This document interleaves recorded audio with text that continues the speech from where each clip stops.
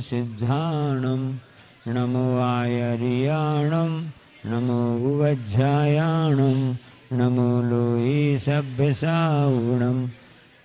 बोलो नेवरा के श्री शांतिनाथ भगवान की, गुरु नाम गुरु आचार्य ज्ञान सागर जी महाराज की, मूक माटी रचयिता आचार्य परमेश्वरी गुरुदेव की, पूजने व्यापक मुनि श्री समय सागर जी, योग सागर जी, नियम सागर जी, सुधा सागर जी, समता सागर जी, अभय सागर जी महाराज की, मुनि श्री चंद्र सागर जी व निरामय सागर महाराज की।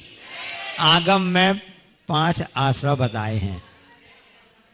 आश्रव के कारण होते हैं ना, उसमें बताया गया है कि कर्मों के आने को आश्रव बोलते हैं। कर्म आते हैं, आत्मा के साथ एक चेता को संग प्राप्त हो जाते हैं, वह कर्म में बंध जाता है, समय पर आने पर वह फल देता है। उसमें 5 इंद्रियों के द्वारा, 4 कसायों के द्वारा और 25 क्रियाओं के द्वारा वह कर्म का आश्रव होता है। तत्व सूत्र में आपने पढ़ा होगा, 6वां अध्याय में, 6ठा अध्याय है। उसमें एक और सूत्र उमा स्वामी महाराज जी ने लिखा है कि तीव्र मंद ज्ञाता ज्ञात भावाधिकरण विशेष तद विशेषा। तीव्रता के साथ में आपने बंद किया, आश्रय किया कि मंद धीरे किया है, ज्ञात अवस्था में किया कि अज्ञात अवस्था में किया, उसका साधन क्या था, अधिकरण क्या था, इन सब के कारण से उन कर्मों के आश्रम में विशेषता आती है। एक दान में विशेषता आती है कि विधि द्रव्य दात्री पात्र विशेषा तद विशेषा, किस विधि से आप दान दे रहे हो, कौन सा आपका विधि है, द्रव्य कैसा है, दाता कैसा है, इनसे विशेषता आती है। तो कर्मों के आश्रम में भी ऐसी विशेषता आती है।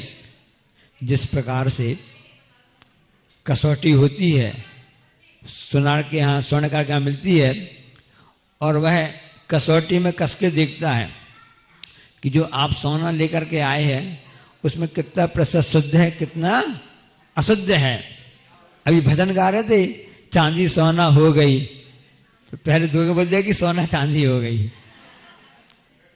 और आजकल तो रोल्ड गोल्ड का जमाना है, चांदी के ऊपर सोने की जाती है, तो मिलावट का जमाना है, पंचम काल है।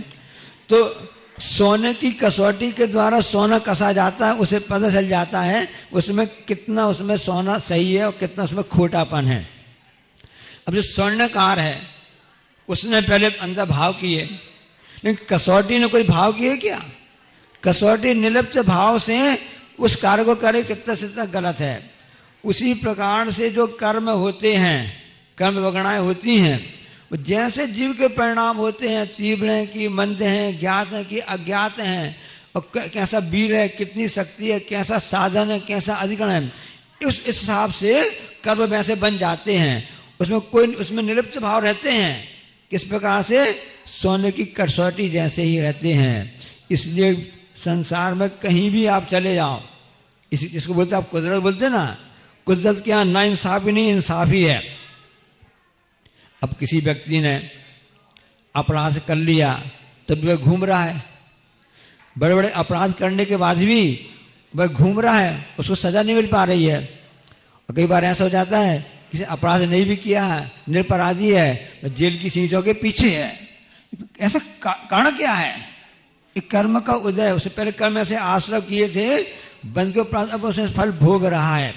और कई बार ऐसा भी होता है उसने सब कुछ कर भी लिया, इसके बाद भी उसको विधायक बना दिया, सांसद बना दिया, मंत्री बना दिया, सरेआम घूम रहा है। तो यहाँ पर तो गफलत हो सकती है, यहाँ पर तो भ्रष्टाचार हो सकता है, यहाँ पर घूसखोरी हो करके आप उसको कुछ भी बदल सकते हो। पुलिस के द्वारा मिलकर के दबाव से, या नेताओं के द्वारा, या कोई भी दबाव से आप उस जो आपने कर्म किए हैं, ये कर्म पूरब किए खोटे सही क्यों नहीं, तो जो उसने कर्म किया यहाँ तो आप बदल सकते, कुछ भी आप उसके सजा में कम ज्यादा कर सकते हो। लेकिन कर्मों का एक ऐसा कटघरा है, उसमें कुछ भी फेर फेर नहीं कर सकते हो। कुदरत को नाइंसाफी पसंद नहीं है। कुदरत मतलब कर्म से है। जैसी बरगणाएं रहती हैं, पुद्गल बरगणाएं, वो तो बेचारी पुद्गल हैं, उसको जैसे कसौटी होती है ना, बस उसी के जैसे है। आपने जैसे किए वैसा कर देगा। अब उस कसौटी में आपके सोना का जो आभूषण है कितना कम ज्यादा से क्या लेना देना, जैसा वैसा कसौटी कस के उसको रिपोर्ट देगा।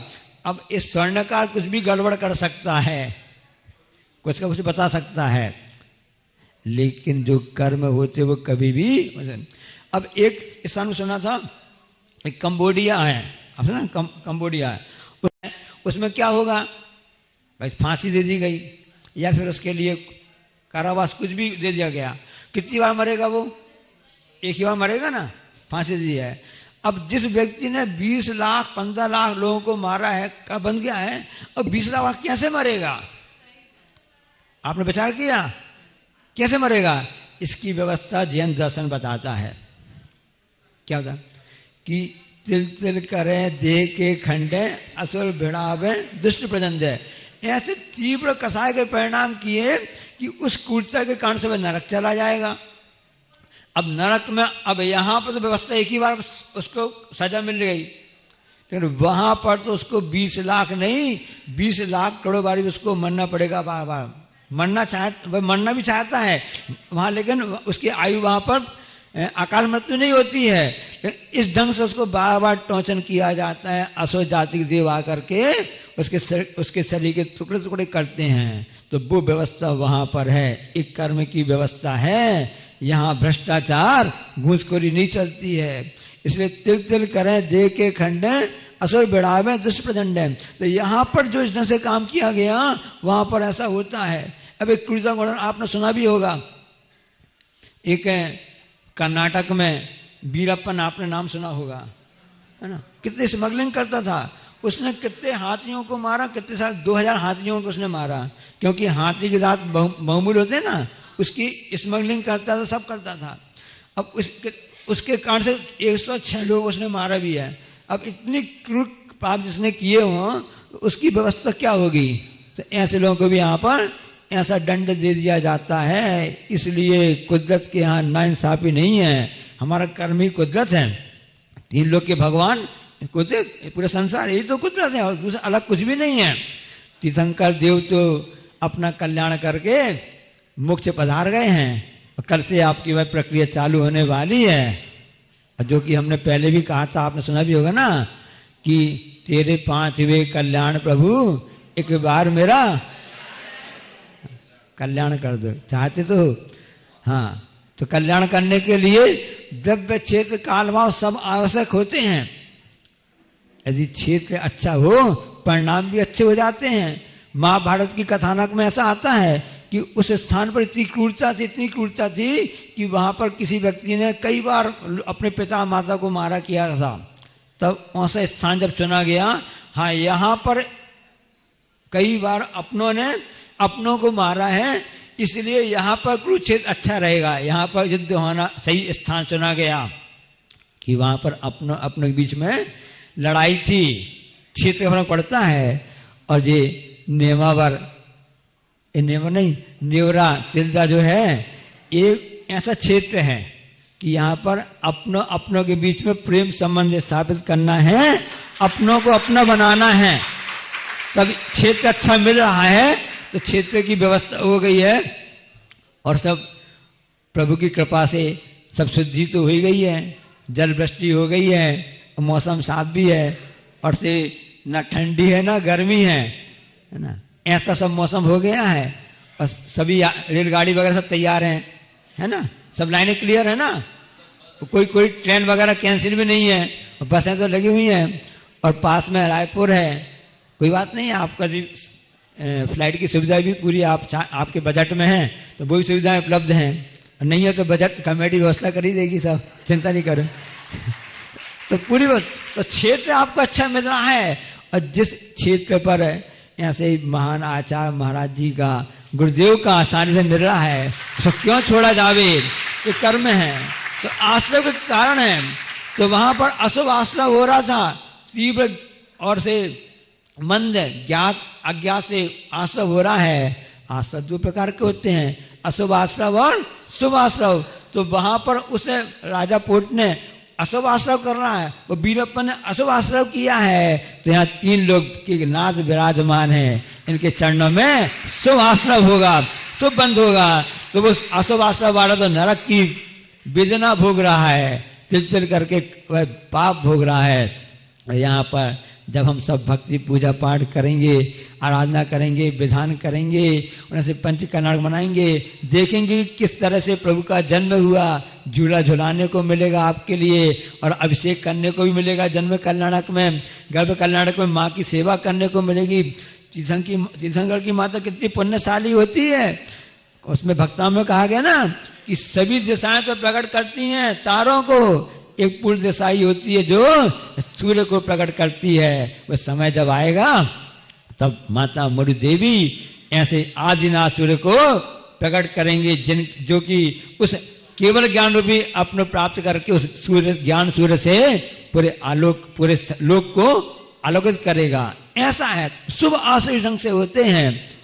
इसलिए एक कथानक आता है, मेरा तेरा की लड़ाई झगड़ा चलती है तभी से पर्यटक इकट्ठा होता है, इसी में लगा हुआ है कि महाभारत में तेरा मेरा चलता रहा, इस हिसाब से होता रहा। तो महाभारत क्यों हुआ? क्योंकि उसमें एक पक्ष कहता था तेरा भी मेरा तो मेरा है, तेरा भी मेरा है।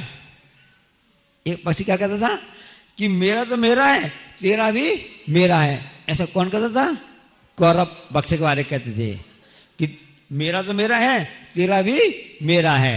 लेकिन पांडव सीधे साधे थे, बहुत सीधे सीधे ऐसे थे। पांडव बोला भैया तेरा तो तेरा है, जैसे जैसे नेवरा तेवला के लोग है ना, श्रावक लोग, बहुत सीधे साधे अच्छे भक्ति भाव में झूमते हैं। नेवरा की बात ही क्या करें महाराज जी, पूरा रायपुर जिला पूरा छत्तीसगढ़िया सबसे बढ़िया, सभी सीधे साधे हैं, ऐसा नहीं है, सब भक्ति में लगे रहते हैं। तो वो इतनी तभी तो उन्होंने उदारता से बोली में अपना हिस्सा लिया। तो वो कैसे हैं कि तेरा तो तेरा है, मेरा तो मेरा है, भाई हमको हमारा दे दो, तुम अपना ले लो। इस ढंग से काम हो जाएगा, लड़ाई झगड़ा नहीं बढ़ेगी। अब उससे आगे बढ़कर भी कोई व्यक्ति है तो वो क्या कहते हैं कि भाई तेरा तो तेरा भी है, मेरा भी तेरा है। ऐसे मर्यादा पुरुषोत्तम राम थे जिन्होंने कहा भरत से कहा, सभी भाइयों से कहा भाई पिताजी की आज्ञा है उसका पालन करना हमारा कर्तव्य होता है। जैसे प्रभु के पूजन अभिषेक करना साहबा के सट आवश्यक होते कि नहीं होते हैं, पूजा दान आदि होते हैं ना, ऐसे हमारा कर्तव्य होता है कि हम पिताजी की आज्ञा का पालन करें। इसलिए भाई चिंता मत करो, तुम अच्छे से राज्य करो, तुम्हारा तो है ही है, क्योंकि हिस्से में आया आपके सामने, मेरा भी तुम्हारा है, लो खूब अच्छे से तुम करो। ऐसे बड़े भाई ने उदारता से उसके लिए उदारता से आशीर्वाद दिया बड़े भाई के लिए, ये प्रेम कहलाता है। अब तेरा तो मेरा है, मेरा तो तेरा है, तेरा मेरा है, इसमें होता रहा। अब आगे की पंक्ति और आती है, ना तेरा है ना मेरा है, दुनिया तो 4 दिन का।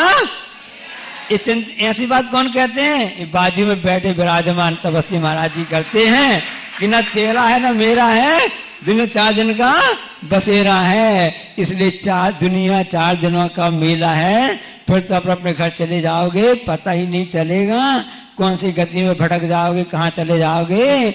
इसलिए 4 दिन का गोल्डन चांस मिला है कि नहीं? एक ऐसा आपने खूब कौन से बोलते मैच विश्व कप देखा होगा, 2020 देखा होगा, और बीपीएल कौन से IPL, ऐसे मैच खूब देखे होंगे। उनमें तो आपको अशुभ आश्रय होगा, जैसा होगा आप यहाँ पर आ जाएंगे, यहाँ पर 7 दिन में एक ऐसा मैच देखने मिलेगा जिससे आपको शुभ आश्रय होगा और इसमें समझ जाएंगे ना तेरा है ना मेरा है, 4 दिन का बसेरा है। ऐसे शुभ आश्रय का यह क्षेत्र आपके लिए मौका, गोल्डन चांस मिला है। हाँ, गोल्डन है ना, सोना, स्वर्ण अवसर मिला है। इसलिए अपनी चांदी सोना कहने बस नहीं होता है, हमारी चांदी सोना कब बन जाए, यहाँ पर आ जाओ तो बन जावेगी। बोलिए अहिंसा परमुख जावाणी के ज्ञानते हैं सूझन लोकालोक, सुवाणी मतक जरूर साल ये जनवाणी भारती तो ही जपो दिन रहे, जो तेरा शरणा है सो पाल। सभी काज सर करेंगे।